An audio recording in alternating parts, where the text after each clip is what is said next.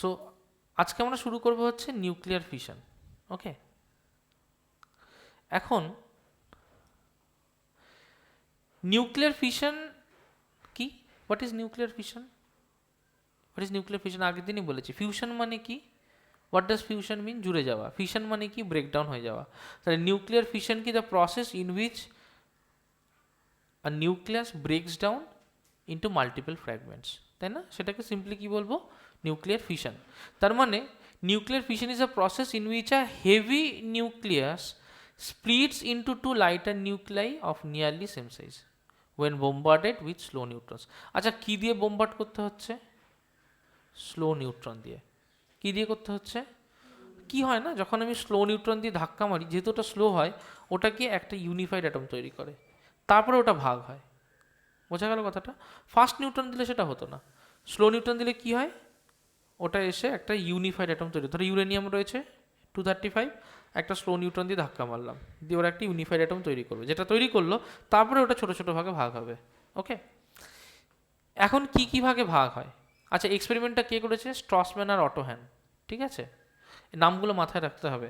Otto Hahn কিন্তু atomic সায়েন্সের father, ঠিক আছে? এই, হ্যাঁ, খুব বাজে বাজে প্রজেক্টে ছিল, ওর অনেক দুর্নামও আছে ওর জন্যে। ঠিক আছে, আচ্ছা আসি তাহলে। আমার কি হয়? একটা ইউরেনিয়াম 235 দিস এক্সপ্রেশন মানে equation is very very important. ওটাকে 2-3টে স্টার দিয়ে দাও। This equation is very important. একটা ইউরেনিয়াম আছে, তাকে ধাক্কা মেরেছি একটা নিউট্রন দিয়ে। কী দিয়ে ধাক্কা মেরেছি? নিউট্রন দিয়ে। এবার তাতে কি তৈরি হয়েছে?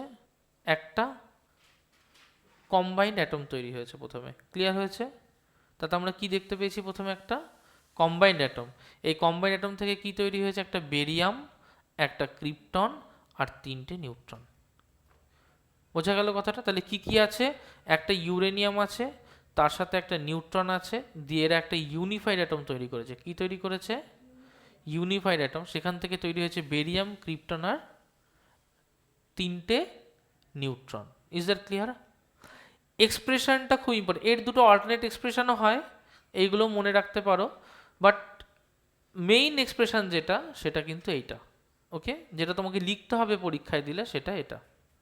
আচ্ছা, ক্লিয়ার? আসি আবার নেক্সটে। তাহলে দেখা যায় যে এই ফিশন থেকে আমার কতটা এনার্জি বেরোয়? 190 মিলিয়ন ইলেকট্রন ভোল্ট। ওকে, আচ্ছা, এবার এটা কি করে বেরোচ্ছে একটুখানি দেখো। মাস অফ নিউট্রন হচ্ছে 1.01 mu। মাস অফ ইউরেনিয়াম 235 কত? 234.99। তার মানে কি হচ্ছে দেখো, তাহলে আমার এখানে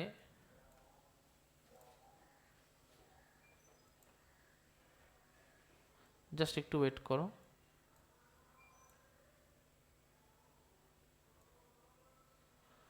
দেখো,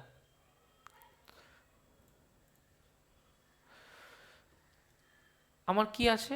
একটা ইউরেনিয়াম আছে, তার সাথে একটা নিউট্রন ধাক্কা খাচ্ছে, দিয়ে কি তৈরি করছে? একটা বেরিয়াম, একটা ক্রিপ্টন আর 3টে নিউট্রন, প্লাস একটা এনার্জি। রাইট? আজকে হৈমাবু প্রথমেই বলেছি, স্যার এই এনার্জিটা কি করে হচ্ছে আমাকে একটু তুমি বুঝিয়ে দাও। ওখানেই যাচ্ছি। ইউরেনিয়ামের মাস কত বলছে? 234.99 AMU। AMU লিখছে না, কারণ সব AMUতে হিসেব করবো। নিউট্রনের মাস হচ্ছে 1.01 AMU। তাহলে টোটাল মাস কত হলো বলতো? এটা হচ্ছে 0, আর 1-এর সাথে 0 পয়েন্ট, 4 আর 1-এ 5, আর 1-এ 6, 3, 2। তাহলে এটা টোটাল মাস ইন AMU। কাদের এটা? রিয়াক্ট্যান্ট না প্রোডাক্টের? রিয়াক্ট্যান্টের। গুড, ক্লিয়ার হয়েছে? দেখ, এটা না কেমিস্ট্রির রিলেশন নয়, মানে ওইভাবে আমরা না বলতে পারি না যে রিয়াক্ট্যান্ট আর প্রোডাক্ট। হ্যাঁ, মানে আমি তো বোঝানোর জন্য বলছি যে যে বাঁ দিকে আছে, okay, on the left side of the equation. এবার এখান থেকে আমার কি তৈরি হচ্ছে? এখান থেকে তৈরি হচ্ছে, দেখ, এখান থেকে তৈরি হচ্ছে বেরিয়াম, ক্রিপ্টন। আচ্ছা, বেরিয়ামের কত কত মাস? বেরিয়ামের হচ্ছে 143.87। এর কত? 143.87। ক্রিপ্টনের কত? ক্রিপ্টনের হচ্ছে 88.9। আর 3টে নিউট্রন, যেখানে এক একটা নিউট্রন হচ্ছে 1.01, তাহলে 3টে মানে কি ইন্টু 3। তার মানে এখান থেকে আমি কি পাচ্ছি, এখান থেকে পাচ্ছি 143.87, তারপরে পাচ্ছি 88.9, তারপরে 3.03, তাই পাচ্ছি না? তাহলে 7 আর 3 10 0, ক্যারি থাকলো 1, 9 আর 9 18 8, হায় থাকলো 1, 8 আর 6 14 আর 1 15 5, হায় থাকলো 1, 8 আর 4 12 আর 1 13, হায় থাকলো 1, 1 আর 1 2। তাহলে কত হলো 235.80। তাহলে এটা কাদের mass? This is mass of the products. আবার বলছি, রিঅ্যাক্ট্যান্ট প্রোডাক্ট বলে ওরকম না, বাঁ দিকে থাকে হচ্ছে যে পেরেন্ট থাকে, ডান দিকে থাকে যারা ডটার হয়। ওকে, মানে এটা স্পন্টেনিয়াসের ক্ষেত্রে পেরেন্ট ডটার বলে। তোমরা এরকম বোঝো যে বাঁ দিকে কেউ থাকবে, সে ব্রেকডাউন হয়ে ডান দিকের কেউ তৈরি হবে। তো বাঁ দিকে যারা থাকবে তাদেরকে আমরা দেখছি যে মাসটা বেশি না কম, বলতো? বাঁ দিকে বেশি, তাহলে বাঁ দিকে কত মোর, তাহলে এইটা। তাহলে বাঁ দিকে বেশি ডান দিকে কম, তার মানে আলটিমেটলি মাসের ইমব্যালেন্স রয়েছে। তাহলে এখানে মাস লস হচ্ছে না মাস গেইন হচ্ছে? তাহলে যদি মাস লস হয় তার মানে নিশ্চয়ই ডেল্টা এম থাকবে। ডেল্টা এম কত? নিশ্চয়ই 236 মাইনাস 235.80, তাই না? এটা ডেল্টা এম না? তাহলে এখান থেকে ডেল্টা এম কত পাই? 0.20। কি 0.20 এএমইউ, কারণ ওর ইউনিট যদি এএমইউ হয় তাহলে এর ইউনিটও কি হবে? এএমইউ হবে। তাহলে আমরা ডেল্টা এম পেলাম। আচ্ছা, আমার এনার্জি কি করে বেরোয়? Energy E equals to delta M times C square, right? তার মানে নিশ্চয়ই 0.2 টাইমস সি স্কোয়ার। কিন্তু আমরা এইভাবে বার করতে পারি জুলে, বা এটার ইকুইভ্যালেন্ট এমইভিতে লিখতে পারি যে 0.2 ইন্টু 1 এমইউর জন্য 931 এমইভি। তাহলে 0.2-র জন্য 0.2 ইন্টু 931 এমইভি লিখতে পারি। মানে এরকম যে ফর 1 এএমইউ আমার রিকোয়ারমেন্ট হচ্ছে 931 এমইভি, তাহলে ফর 0.2 এএমইউ রিকোয়ারমেন্ট কত হবে? 0.2 ইন্টু 931 এমইভি। ক্লিয়ার হয়েছে কথাটা? আচ্ছা, এটা ক্যালকুলেট করব। সো 931 টাইমস 2 কত হয়? 2 1 2, 3 2 6, 3 9 3 2 6, 9 2 18, তাহলে কত হচ্ছে? 186.2 এমইভি। ক্লিয়ার হলো কথাটা? পরিষ্কার? এবার আমরা এখানটায় চলে আসি।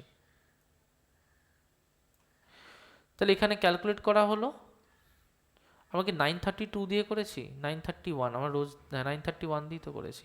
ঠিক আছে, আমাদের ভ্যালু আসছে 186.2 এমইভি। ওকে, এখানে দিয়েছে 190 এমইভি, অ্যাপ্রক্সিমেট করেছে, বাট ইটস ওকে। বোঝা গেল কথাটা? তার মানে আমরা যদি আমাদের কোয়েশ্চেন আসে, কোয়েশ্চেন কেমন আসবে? কোয়েশ্চেন আসবে হচ্ছে যে নিউক্লিয়ার ফিশন কি, নিউক্লিয়ার ফিশনের একটা এক্সাম্পল দাও। এক্সাম্পল মানেই আমরা সবার আগে এই এক্সাম্পলটা রেডি করে রাখবো, ইউরেনিয়াম 235-92, একদম একটা স্লো মুভিং নিউট্রন দিয়ে ধাক্কা মারবে।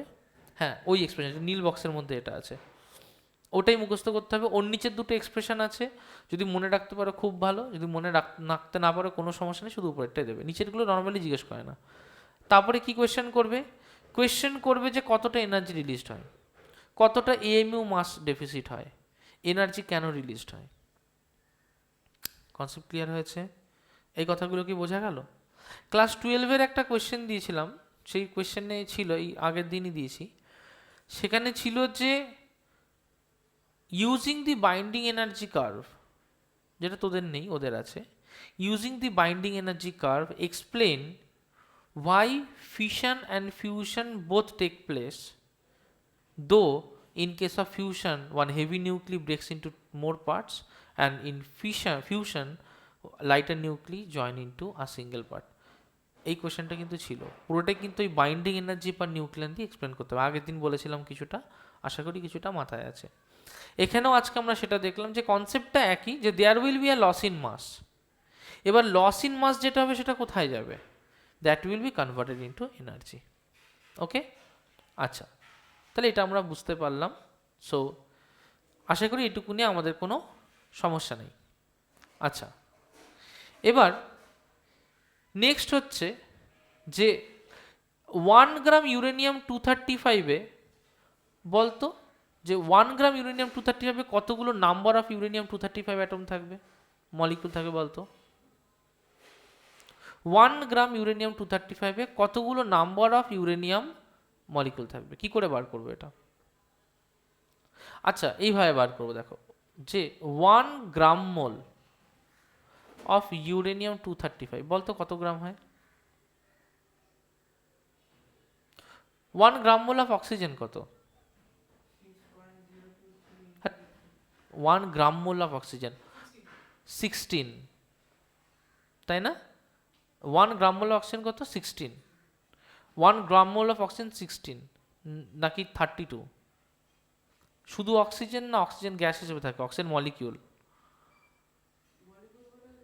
মলিকিউল হলে 32 হয়। অক্সিজেন কি ফ্রি স্টেটে থাকতে পারে? তাহলে 1 গ্রাম মোল অফ অক্সিজেন মানে 1 গ্রাম মোল অফ অক্সিজেন গ্যাস, তাহলে ওখানে O2 থাকে, দ্যাট ইজ 32। আর যদি 1 গ্রাম মোল অফ শুধু অক্সিজেন সিঙ্গেল ভাবি তাহলে 16। কথাটা বোঝা গেল? কনসেপ্ট ক্লিয়ার হয়েছে? তাহলে 1 গ্রাম মোল অফ ইউরেনিয়াম তার মানে কত গ্রাম হবে এটা? 235 গ্রাম না? তার মানে নিশ্চয়ই 1 গ্রাম মোলে কতগুলো নাম্বার অফ মলিকিউল থাকে? নিশ্চয়ই Na মলিকিউলস থাকে। ক্লিয়ার হয়েছে? তাহলে Na মলিকিউলস মানে কি 6.023 ইন্টু 10⁻23 পার গ্রাম, তাই তো? 1 গ্রামে এতগুলো নাম্বার অফ মলিকিউল থাকে। তার মানে নিশ্চয়ই যে 235 গ্রাম অফ ইউরেনিয়াম 235 তার মধ্যে নিশ্চয়ই থাকবে 6.023 into 10⁻23 number of uranium atoms. তাহলে 1 গ্রাম অফ ইউরেনিয়াম 235 কত থাকবে? নিশ্চয়ই 6.023 ইন্টু 10⁻23 বাই 235। পরিষ্কার হলো? তাহলে আমি যদি এটাকে ক্যালকুলেট করি, তাহলে ক্যালকুলেট করলে কি পাই? দেখো ক্যালকুলেট করলে পাবো হচ্ছে, জাস্ট ওয়েট করো একটুখানি, পাবো হচ্ছে 6.023 into 10⁻23 divided by 235. So that will be 2.56 into 10⁻21, right? বুঝতে পারছো এটা কোত্থেকে এলো এবার? Is that clear? তার মানে আমি যদি 1 গ্রাম ইউরেনিয়াম নিই, তার মানে তার মধ্যে এতগুলো ইউরেনিয়াম থাকে। ক্লিয়ার হয়েছে? একটা ইউরেনিয়াম 1 ইউরেনিয়াম থেকে বেরোয় হচ্ছে 186.2 MeV। আমার বই এটাকেই লিখেছে 190 MeV, রাইট? তাহলে 1 গ্রাম ইউরেনিয়াম থেকে কতটা এনার্জি বেরোবে? ফ্রম 1 গ্রাম ইউরেনিয়াম নিশ্চয়ই এতগুলো অ্যাটম, তাহলে এতগুলো প্রত্যেকটা থেকে যদি এত বেরোয় তাহলে এতগুলো অ্যাটমের জন্য এত ইন্টু নিশ্চয়ই 190 MeV। তো এটা যদি আমি হিসেব করি তাহলে 2.56 into 190 into 10⁻21, that will be 4.864 into 10⁻23 MeV। Concept কি ক্লিয়ার হয়েছে? পরিষ্কার? মানে মাত্র 1 গ্রাম ইউরেনিয়াম থেকে এত MeV বেরোতে পারে। 1 গ্রাম ইউরেনিয়াম থেকে, জাস্ট ভেবে দেখ। আচ্ছা এটাকে আমরা না জুলে কনভার্ট করব। আমরা কি জানি যে 1 ইলেকট্রন ভোল্ট মানে হচ্ছে 1.6 ইন্টু 10⁻⁻19 জুল, তাই না? তাহলে 1 মিলিয়ন ইলেকট্রন ভোল্ট মানে কি? নিশ্চয়ই এর সাথে 10⁻6 মাল্টিপ্লাই করবো, তাহলে 10⁻13 জুল। ক্লিয়ার হয়েছে এটা? মিলিয়ন করা মানে কি? মিলিয়ন মানে হচ্ছে ইন্টু 10⁻6, তাহলে এখানেও তাই করব। তার মানে 1 জুল ইকুয়ালস নিশ্চয়ই 1 MeV বাই 1.6 ইন্টু 10⁻13। ক্লিয়ার হলো কথাটা? কি করে আমরা কনভার্সনটা করছি? তাহলে এখান থেকে আমরা এই কনভার্সনটাতে নিয়ে যাব, এই উল্টো করলাম। এখান থেকে আমরা এই কনভার্সনটাতে নিয়ে যাব, উল্টো করলাম। 1 MeV মানে এত, তাহলে এত MeV মানে কত হবে? তাহলে এত MeV মানে কত হবে? 1 MeV মানে এত, তাহলে এত MeV মানে 4.864 ইন্টু 10⁻23 MeV। তাহলে এটা মানে কি হবে? নিশ্চয়ই এটার সাথে এটাকে মাল্টিপ্লাই করে দেবো। So that will B 1.6 into 10⁻13 into 4.864 into 10⁻23। এটাকে আমরা ক্যালকুলেট করব। So that will B 1.6 into 4.864 into 10⁻ 10, 13. So that will be 10 to the power 10. তাহলে কি হবে এখান থেকে? তাহলে 7.7824 ইন্টু 10 টু দি পাওয়ার 10, তাই না? এটা কি এত জুল হলো।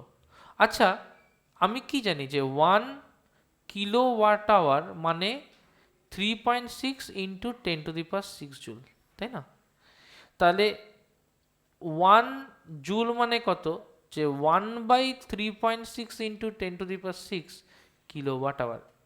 আমি এত জুলের যদি হিসেব করি, তার মানে 7.7824 into 10 to the power 16 joule, তার মানে কি হবে? ইকুয়ালস টু নিশ্চয়ই 7.7824 into 10 to the power 16 by 3.6 into 10 to the power 6 kilowatt hour. এটাকেও ক্যালকুলেট করব। তার মানে 7.7824 ডিভাইড বাই 3.6 2.16, তাহলে এটা আসে 2.16 into 10 to the power 10 kilowatt hour. হ্যাঁ, আমরা কি কিছু মিস্টেক করেছি? আমাদের তো একটা মিস্টেক ফিলিংস আসছে। ও, এটা 10 টু দি পাওয়ার 10, হ্যাঁ আমি এটা 16 করে ফেলেছি। দেখো এখানে 10 to the power 10, so this is 10 to the power 10। Clear হয়েছে কথাটা? পরিষ্কার? আমরা কি এটুকু বুঝতে পেরেছি? তার মানে কি? তার মানে হচ্ছে একটা আলো জ্বেলে নিস অরিজিৎ, তার মানে হচ্ছে এটা 10 টু দি পাওয়ার 4 হবে। তার মানে একটা জিনিস বোঝ, এত কিলোওয়াট আওয়ার, তার মানে of the range of 10 to the power 4 kilowatt hour. এবার হিসেবটা বুঝি। 1 কিলোওয়াট আওয়ার কি? 1 কিলোওয়াট আওয়ার হচ্ছে 1000 ওয়াটের একটা যন্ত্র উপরে আছে, উপরের প্যানেলগুলোয় দেখ আলোটা আছে, ওটা নেই তাহলে তারপরেরটাই আছে, তাহলে ওটাই নেই তারপরেরটাই আছে, ওটাই নেই তারপরেরটাই আছে। অ্যাবসলিউটলি। তাহলে আমরা কি বুঝছি যে কিলোওয়াট আওয়ার কি? কিলোওয়াট আওয়ার হচ্ছে 1 কিলোওয়াটের যদি কোনো ইনস্ট্রুমেন্ট 1 আওয়ার চলে তাহলে তার জন্য যে এনার্জি লাগে।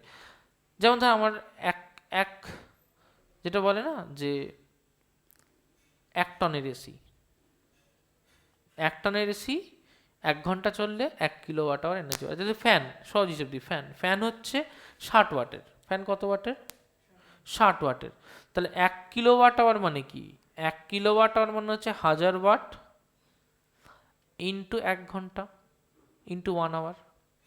তাহলে 60 ওয়াটের যদি মেশিন চলে তাহলে 6 1 6 4 0 আর 6 7 মিলে 6 6 36 4 0 6, মানে মোটামুটি 16.6।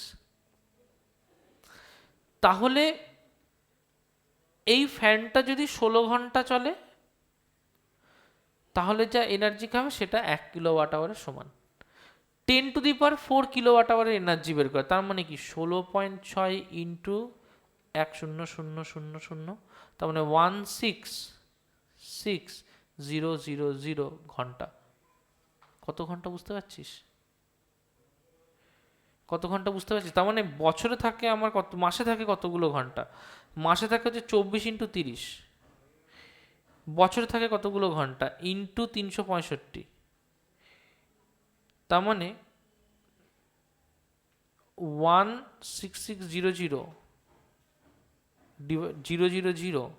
ডিভাইড বাই, প্রথমে করছি মাস দিয়ে 230, কি বললাম?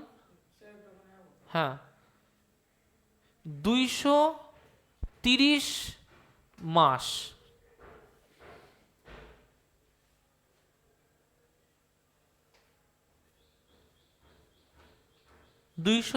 মাস বা ডিভাইড বাই যদি 12 করি, 19 বছর ধরে ফ্যানটা যদি টানা চলে তাহলে তার যে এনার্জি লাগবে, এই ফ্যানটা 19 বছর টানা চললে তার যে এনার্জি লাগবে 1 গ্রাম ইউরেনিয়াম থেকে ঠিক ততটা এনার্জি বাড়ায়।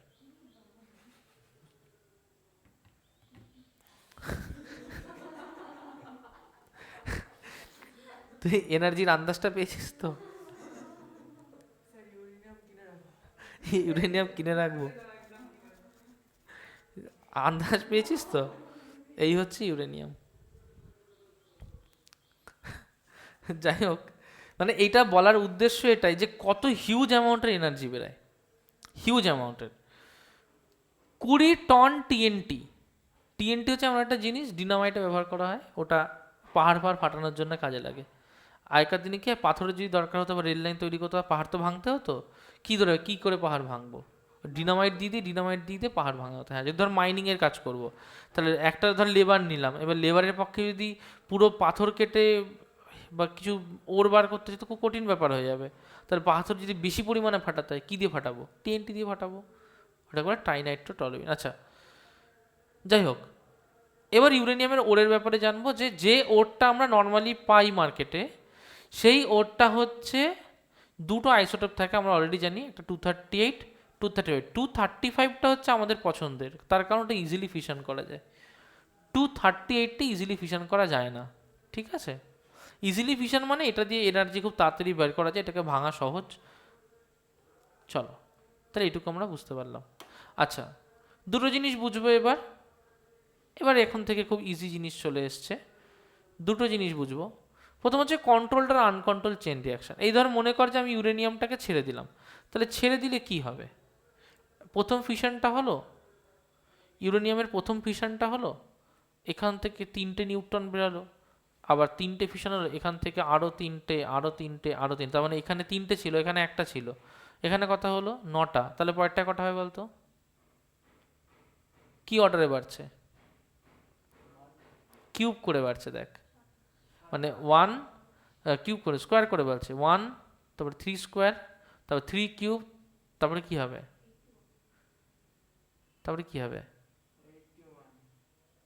হাট, 27। তারপরে কি হবে? 27 কিউব কি হয়? 27 কিউব মানে কি? 3 টু দি, মানে 1, 3 to the power 0, 3 to the power 1, 3 to the power 2, 3 to the power 3, তারপরে কি হবে? 81। বুঝতে পেরেছিস? এইভাবে এগোতে থাকছে। ক্লিয়ার হলো কথাটা? তার মানে কিছুক্ষণের মনেই তো দুম করে পুরোটাই একবারে ফিশন হয়ে যাবে। ধর আর কেউ যদি ভুল করে 10 গ্রাম ইউরেনিয়াম নিয়ে ফেলে, গোটা গোটা শহর উড়ে যাবে। তো সেম জিনিস হয়েছিল হিরোশিমা নাগাসাকিতে। বুঝতে পেরেছিস কথাটা? 1 কেজি ইউরেনিয়াম নিয়ে বাজারের মধ্যে যে ঘুরবে, সে আগে নিজে মরবে। তার কারণ হচ্ছে ইউরেনিয়াম হাইলি রেডিও অ্যাক্টিভ, তাই না? আমরা যদি এখানে সার্চ করি একটা সিম্পল ব্যাপার, যে amount of uranium used in bomb 64 KG.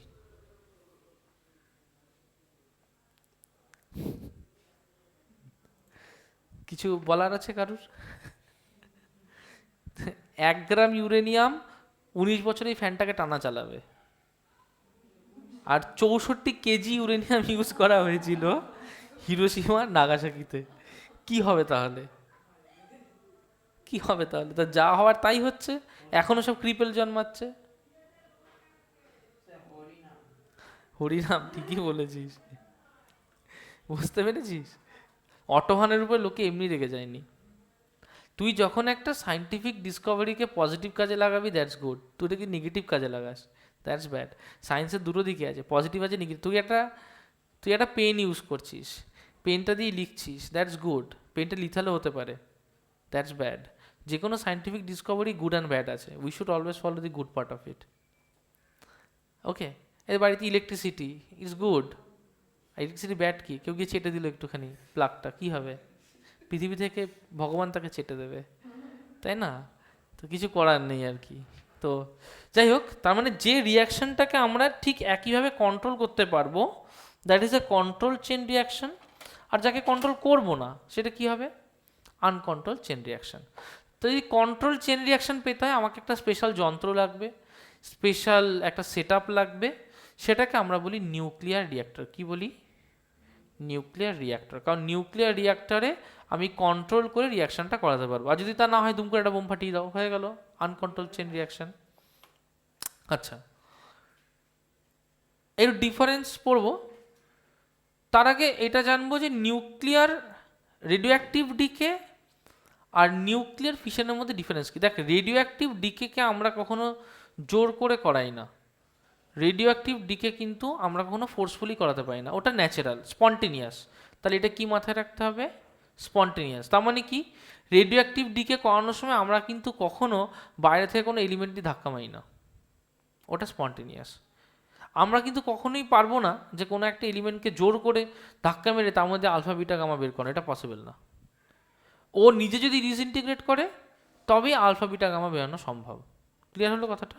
So it's a spontaneous process, কিন্তু এটা স্পন্টেনিয়াস না, এটাকে ইনিশিয়েট করতে। যেমন এখানে আমরা কি করলাম, একটা স্লো মুভিং নিউট্রন দিয়ে ধাক্কা মারলাম। চলে আসি এখানটায় রেডিও অ্যাক্টিভ ডিকেতে। Radioactive decay either alpha beta পার্টিকেলকে অর গামাকে এমিট করবে, কিন্তু এখানে দেখ সেরকম নেই, এখানে একটা হেভি নিউক্লি থেকে ছোট ছোট নিউক্লি তৈরি হয়। ক্লিয়ার হয়েছে কথাটা? নেক্সট আমরা করছি রেট অফ রেডিও অ্যাক্টিভিটিকে can not be controlled. Nuclear ফিশনকে কন্ট্রোল করতে হবে। দেখ, রেডিও অ্যাক্টিভিটিকে তো স্পন্টেনিয়াস, আমি নিজেই নিজে থেকে ভেঙে গিয়ে আলাদা আলাদা আলফা বিটা বার করে অন্য এলিমেন্টটা হয়ে যাচ্ছি, আমাকে তো কেউ করাচ্ছে না, তো আমাকে থামাবি কী করে? আমি তো নিজেই চেঞ্জ হচ্ছি। কিন্তু ফিশনের সময় কি করে, আমরা বাইরে দিয়ে কোনো একটা প্রজেক্টাইল দিয়ে ধাক্কা মারি, মানে যে ধাক্কা মারে তাকে বলে প্রজেক্টাইল। বাইরে কোনো একটা প্রজেক্টাইল দিয়ে ধাক্কা মারি, যেমন ধর একটা স্লো মুভিং নিউট্রন দিয়ে ধাক্কা মারলাম, এই যে তখন ধাক্কা মারলাম তারপরে গিয়ে তার ফিশন হচ্ছে, নিউট্রন না থাকলে ফিশন হতো? তাহলে আমি যদি কোনোভাবে নিউট্রনটাকে কন্ট্রোল করে নিতে পারি, নিউট্রনের মুভমেন্টটাকে আটকে দিতে পারি, তাহলে ফিশনটা কী হবে? স্লো হয়ে যাবে, বা ফিশনটা কন্ট্রোল করা যাবে। আমার কনসেপ্ট কি বোঝা যাচ্ছে? Concepts are very important. Okay, নিউট্রনের মুভমেন্ট কেন কন্ট্রোল করতে পারবো না? যদি আমি এর মধ্যে ক্যাডমিয়াম রড ঢুকিয়ে দিই বা মডারেটর ঢুকিয়ে দিই, দুটো জিনিস আছে, একটা হচ্ছে ডিউটেরিয়াম অক্সাইড D2O, এটাকে বলে হেভি ওয়াটার। কি বলে? Heavy water. আর একটা জিনিস হচ্ছে ক্যাডমিয়াম রড। কি? Cadmium rod. এই দুটোর কাজই হচ্ছে যে এরা রিয়াকশানটাকে কমিয়ে আনতে পারে, করতে করতে একসময় জিরো করে দিতে পারে। কারণ এরা কি করে, এটা অ্যাবজর্ব করে নেয়। কথা বোঝা যাচ্ছে? আবার অনেক কিছু আছে, ধর কোনো সময় হয়তো হিটিং বেশি হয়ে গেল, সেটাকেও কন্ট্রোল করতে হতে পারে। ধর কন্ট্রোল, এগুলো তো খুব ফাস্ট রিয়াকশান, মানে খুব খুব প্রিসাইজলি এটাকে কন্ট্রোল করতে হয়। সামান্য একটা মাইক্রোসেকেন্ডের ডিফারেন্সে বহুত কিছু হয়ে যেতে পারে, মানে হাইলি প্রিসাইজলি কন্ট্রোল করতে হয়। বুঝতে পারছিস তো? মানে একটা থেকে 81 অবধি হতে মাত্র 3টে স্টেপ লাগে, আর যদি এটা স্লো মুভিং ইলেকট্রন দিয়ে ধাক্কা মারে, একটা থেকে ফিউজ আর একটাতে কতটুকু টাইম লাগবে যেতে তার? Something fraction of a second. বুঝতে পেরেছিস? সুতরাং খুব কন্ট্রোল ওয়েতে করতে হয়। আচ্ছা, আসবো আমরা নিউক্লিয়ার রিঅ্যাক্টর পড়ার সময় ডিটেলসে আসবো, ওটায় পড়বো নিউক্লিয়ার ফিউশন। ফিউশন কি ঠিক ফিশনের উল্টো। কিন্তু দেখ, ফিশন হোক বা ফিউশন হোক, আলটিমেটলি আমার যে বাইন্ডিং এনার্জি কার্ভটা হয় সেটা হচ্ছে অনেকটা এইরকম দেখতে। এটা হচ্ছে বাইন্ডিং এনার্জি কার্ভ। সেই কার্ভের না ইউরেনিয়াম থাকে এই রকম জায়গায়, আর লাইটার নিউক্লিও থাকে এরকম, এখানে ইউরেনিয়াম থাকে, এখানে লাইটার নিউক্লি থাকে। এখান থেকে যখন স্টেবল অ্যাটমগুলো তৈরি হয়, বেরিয়াম বল ক্রিপ্টন বল সব এরকম জায়গায় থাকে, বা যদি হিলিয়াম তৈরি হয় হয়তো এরকম জায়গায় থাকে। বুঝতে পারছিস? বা এরকম কোনো হেভিয়ার নিউক্লি তৈরি হয়, সেগুলো মোর স্টেবল। তো এই নীলগুলো বেশি স্টেবল জোনে আছে না লালগুলো বেশি স্টেবল জোনে? লালগুলো যে নিচে থাকে সে আনস্টেবল বিষয়, কারণ বাইন্ডিং এনার্জি পার নিউক্লিয়ন কম। যার বাইন্ডিং এনার্জি পার নিউক্লিয়ন বেশি সে তো অবভিয়াসলি বেশি স্টেবল, কারণ তাকে তো ভাঙতে বেশি এনার্জি লাগবে। বোঝা গেল কথাটা? কারণ এর বাইন্ডিং এনার্জি ইজ মোর, এর বাইন্ডিং এনার্জি ইজ মোর, আর এর বাইন্ডিং এনার্জি ইজ লেস, এর বাইন্ডিং এনার্জি ইজ লেস। যার বাইন্ডিং এনার্জি বেশি সে মোর স্টেবল, তাই না? কারণ তার ভেতরে তার নিউট্রন আর প্রোটনগুলো একে অপরকে বেশি এনার্জি দিয়ে আটকে রেখেছে, so it is more stable. আচ্ছা, এবার নিউক্লিয়ার ফিউশনে কি হয়, যেমন ধর এখানে একটা ডিউটেরিয়াম আছে আর একটা ডিউটেরিয়াম আছে, দুটো ডিউটেরিয়াম, তারা কম্বাইন করে একটা হিলিয়াম তৈরি করলো আর একটা নিউট্রন তৈরি করলো। তাতে তারা কত রিলিজ করলো? 3.3 MeV। রিয়াকশন আর ইম্পর্টেন্ট, ভেরি ইম্পর্টেন্ট। এর 4-5টা রিয়াকশন তোমাকে মুখস্থ করতে হবে, 4-5টা রিয়াকশনই ইম্পর্টেন্ট। সেকেন্ড কেসে দেখো একটা হিলিয়াম আইসোটোপ আছে, যেটা যেটা তুমি এখানে পেয়েছিলে, এ আবার এখানে গেল গিয়ে আবার একটা ডিউটেরিয়ামের সাথে রিয়াক্ট করলো, করে একটা হিলিয়াম তৈরি করলো আর একটা প্রোটন তৈরি করলো, দিয়ে তার সাথে আবার এত MeV বেরোলো। এখন প্রশ্ন হচ্ছে, স্যার তাহলে তো স্যার এটাই ভালো, কারণ দুটোকে যদি আমরা মেলাই তাহলে একটাতে আমরা পাচ্ছি দেখ 3.3 MeV, আর একটাতে আমরা পাচ্ছি 18.3, মিলালে কত হয়? 3 আর 3 6, 8 আর 3 9, 8 9 10 11, সরি 8 9 10 11, হাতে থাকলে তাহলে 21.6 MeV। স্যার ভালোই তো, আমি তো মাত্র 3খানা হাইড্রোজেনকে ইউজ করলাম, মানে ডিউটেরিয়ামকে ইউজ করলাম করে, স্যার আমি তো 21.6 MeV পাচ্ছি। এটা তো আমার অনেক ভালো। যেখানে স্যার আমি একটা 235 গ্রামের ইউরেনিয়ামকে ইউজ করে 190 MeV এনার্জি পাই মাত্র, সেখানে আমি এখানে 3টে ডয়টেরিয়াম, তাহলে কত 1 2 3 4 5 6, মানে এখানে মাত্র 6 গ্রাম ইউজ করে আমি 21.6 MeV পাচ্ছি, তাই না? তাহলে আমার যদি 190তে রিচ করতে হয়, মাত্র একে যদি আমি 10 দিয়ে মাল্টিপ্লাই করি তাহলে তো 216 হয়ে যায়। তার মানে এটাকে যদি 10 দিয়ে মাল্টিপ্লাই করি তাহলে কত হয়? 60 গ্রাম। তাহলে স্যার আমি 60 গ্রাম ইউজ করলেই তো 200 গ্রামের 200 MeVর কাছে এনার্জি পাচ্ছি। কোথায় এখানে আমি 235 গ্রাম ইউজ করে 190 MeV পেতে হচ্ছে, তাহলে আমি তো ফালতু ওটা করবো কেন? আমি তো 60 গ্রামের হাইড্রোজেন দিয়ে তো করবো। মোর ওভার হাইড্রোজেন ইজিলি অ্যাভেলেবেল, তাই না? আমি চাইলেই হাইড্রোজেন যে কোনো সে কোনো জায়গা দিয়ে অ্যারেঞ্জ করতে পারি, হাইড্রোজেন অনেক প্রচুর ভর্তি রয়েছে। তাহলে কেন স্যার হাইড্রোজেন দিয়ে আমরা করছি না? কেন স্যার আমরা এত পয়সা খরচা করে নিউক্লিয়ার রিঅ্যাক্টরগুলো বানাচ্ছি যাতে ইউরেনিয়াম দিয়ে কোথা? কেন স্যার দেশে দেশে এত সমস্যা, কারণ ইউরেনিয়ামের প্রচুর দাম? কেন স্যার? হাইড্রোজেন বোমের principle, but you can't make that. এটা তৈরি করাই সম্ভব না। কেন সম্ভব না তৈরি করা? কারণ এইটা যদি করতে হয়, for fusion to take place, একটা সার্কামস্ট্যান্স ক্রিয়েট করতে হয়। You need to create a circumstance যেখানে থাকবে extreme sunlight condition, extreme sunlight condition, million অর্ডারের টেম্পারেচার লাগবে, যেটা আর্থের সার্ফেসে ক্রিয়েট করা next to impossible. China artificial সানের পেছনে চেষ্টা করছে, টোকিও চেষ্টা করছে, অনেকেই চেষ্টা করছে, অনেকে অনেক দূর অব্দি সাকসেসফুলি ক্রিয়েট করেছে তারা দাবি করছে, কিন্তু আলটিমেটলি যদি সেটাই হতো তাহলে সব দেশ তো সেগুলো কিনে নিত, কিন্তু সেটা তো বিক্রি হচ্ছে না। তার মানে কি? নিশ্চয়ই কোনো ফ্লজ আছে তার মধ্যে, তাও নিশ্চয়ই তৈরি হচ্ছে না, বা সানলাইট অ্যাটমসফিয়ার ক্রিয়েট করা সম্ভবই হচ্ছে না। তুই ভাব দেখি একটা ছোট্ট কথা, যে ইকুইপমেন্টটা সানলাইট ফেনোমেনাটা ক্রিয়েট করবে সেই ইকুইপমেন্টটা ইটসেলফ কী করে থাকবে? কী দিয়ে তৈরি হবে সেই ইকুইপমেন্টটা? সে নিজে তো গলে যাবে। আমার তো কোনো একটা জায়গায় ধরতে হবে তাকে, কোথায় ধরবো তাকে? কারোর একটা জায়গায় তো আমাকে জিনিসটা আমি তো আনকন্ট্রোল করতে পারি না, তাহলে কন্ট্রোল যদি করতে একটা জায়গার মধ্যে তাকে এনক্লোজ করতে হবে, কোথায় এনক্লোজ করবো তাকে? সবসময় স্টারে ফিউশন হয় নাকি স্টারে ভর্তি ভর্তি ইউরেনিয়াম পড়ে আছে? না না, ওগুলো হয় না, ঠিক আছে? আমার কথা বোঝা গেল? স্টারে কিন্তু ফিউশন হয়, এবং ফিউশন অবশ্যই বেশি এনার্জি দেয়, বাট ফিউশন কিন্তু ক্রিয়েট করতে গেলে the phenomena that we have to create along side that is next to impossible. অসম্ভব তৈরি করা, অসম্ভব, এক কথা যাকে অসম্ভব বলে।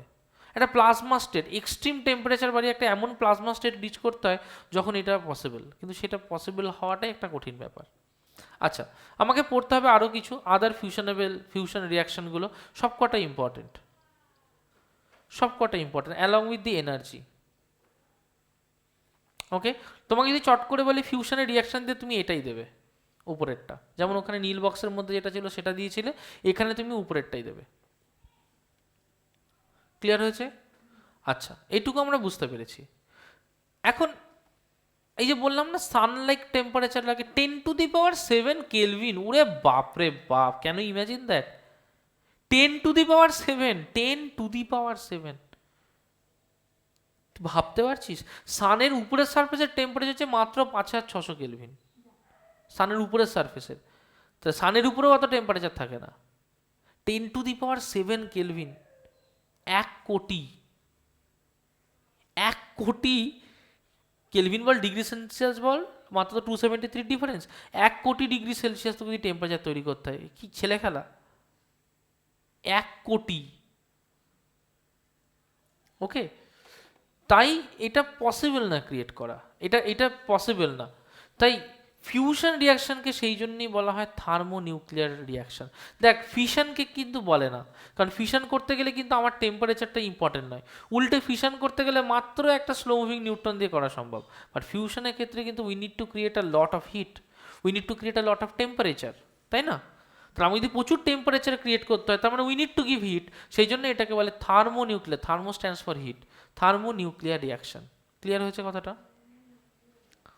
ওকে, এবার একটুখানি আসি সানে কি হয়, হোয়াট হ্যাপেন্স ইন সান। বৃষ্টি হচ্ছে, কি বাজে টাইম, আচ্ছা ঠিক আছে।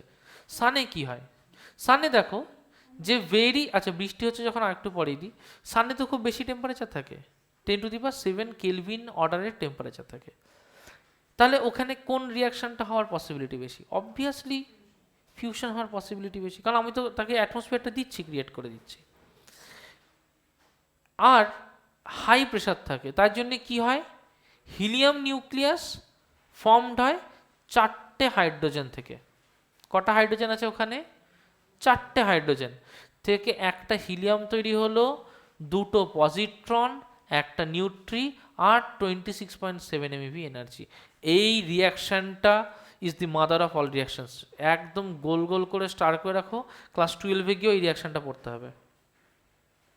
গোল গোল করে স্টার করে রাখো, 4টে হাইড্রোজেন মিলে একটা হিলিয়াম তৈরি হয়, 2টো পজিট্রন তৈরি হয়, 2টো নিউট্রিনো তৈরি হয়। খুব ইম্পর্টেন্ট, ওকে, খুব ইম্পর্টেন্ট। 4টে, হ্যাঁ স্টেপ বাই স্টেপ হয়, একবারে হয় না। 4টে হাইড্রোজেন মিলে একটা হিলিয়াম হয়, 2টো পজিট্রন হয়, 2টো নিউট্রিনো হয়, তার সাথে 26.7 MeV এনার্জি হয়। খুব ইম্পর্টেন্ট, খুব মানে খুব। আচ্ছা, working of a hydrogen bomb, একটু আগেই বলছিলিস হাইড্রোজেন বম কোন প্রিন্সিপালে কাজ করে?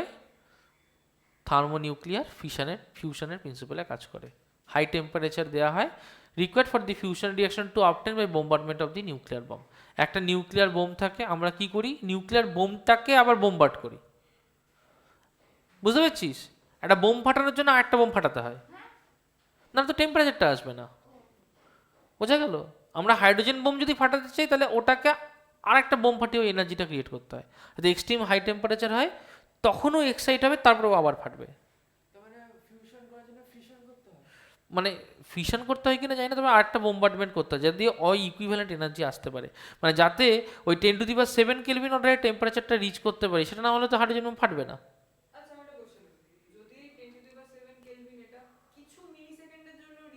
হলো, তাহলেই শুরু হয়ে যাবে, কারণ তারপরে যখন বোমটা ফাটা শুরু হবে ও তো বাকি এনার্জিটা দিয়ে দেবে। ধর কোনোভাবে একটা বাস্ট করলো, সে তো এনার্জি বার করবে, সেই যা এনার্জি বার করবে সেটা তো বাকিটা এক্সাইটেড হয়ে যাবে। সে মিলিসেকেন্ড মাইক্রোসেকেন্ড যদি আসে না, একটু হলেই হবে, একটু হওয়াতে হবে। তোর মাথায় সব ঘুরছে না তো? তো কিন্তু না লোকে নেক্সট অটোহান বলে ডাকবে কিন্তু, ঠিক আছে? আচ্ছা, কি হয় এখানে? এখানে একটা প্লাজমা স্টেট রিচ হয়। কি স্টেট রিচ হয়? দেখ আমরা ছোটবেলা থেকে পড়ে এসেছি 3টে স্টেট, সলিড, লিকুইড আর গ্যাস। প্লাজমা স্টেট কি? ওটা হচ্ছে একটা আয়োনাইজড স্টেট। কি স্টেট? তুই কখনো ভেবেছিস যে টেম্পারেচার বাড়ালাম গ্যাস হলো, আর টেম্পারেচার বাড়ালে কি হবে? তখন না অ্যাটমগুলোর এত হাই এনার্জি হয়ে যাবে, ইলেকট্রনগুলোকেও ওর নিউক্লিয়াস আর ধরে রাখতে পারবে না, তখন আয়োনাইজড হয়ে যাবে। কি হয়ে যাবে? আয়োনাইজড, সব ছিঁড়ে ছিঁড়ে বেরিয়ে যাবে ওর মধ্যে থেকে, এত হাই এনার্জি। ইলেকট্রন এত হাই এনার্জি পেয়ে ছিঁড়ে ছিঁড়ে বেরিয়ে যাবে। বোঝা গেল কথাটা? তখন একটা পিওরলি আয়নিক স্টেট, শুধু আয়ন ঘুরে বেড়াচ্ছে চারিপাশে। ইমাজিন করো ব্যাপারটা, দ্যাট ইজ প্লাজমা। এবং এইটা হাই টেম্পারেচার ছাড়া is not at all possible. এই স্টেটটাকে বলে প্লাজমা স্টেট। এখানে অনেক ল গভর্ন হয় না এই প্লাজমা স্টেটের জন্য, হাই এনার্জি থাকে তো গভর্ন করা যায় না। ওকে, আচ্ছা, তাহলে এটুকু বোঝা গেল। আমরা অলরেডি এটা দেখেছি যে energy obtained per unit mass in fusion is much greater than that in obtained by unit mass in fission. একটু আগে দেখেছি, কিন্তু ওই যে প্লাজমা স্টেটটা আমরা রিচ করতে পারি না। তো যদি প্রশ্ন করে যে কে বেশি এনার্জি দেয়, ফিশন না fusion, answer is always fusion. কে বেশি এনার্জি দেয়? ফিউশন বেশি এনার্জি দেয়। কেন করতে পারি না? Can't reach the plasma state, can't reach the temperature of 10⁷ kelvin, পসিবলই নয়। ক্লিয়ার হয়েছে কথাটা? তাহলে নিউক্লিয়ার ফিশন আর ফিউশনের রিয়াকশনগুলো ভেরি ইজি, আমরা এগুলো অলরেডি পড়েছি। তাহলে একটা ইউরেনিয়াম থেকে 190 MeV, 4টে হাইড্রোজেন থেকে মাত্র 24.7 MeV। এত হাই টেম্পারেচার লাগে না, মোর দ্যান 1 টুকরো স্প্লিট হয়, 1 টুকরো বা মোর দ্যান 1 টুকরো থেকে একটা টুকরো তৈরি হয়। পড়বি সেম জিনিস, ঠিক আছে।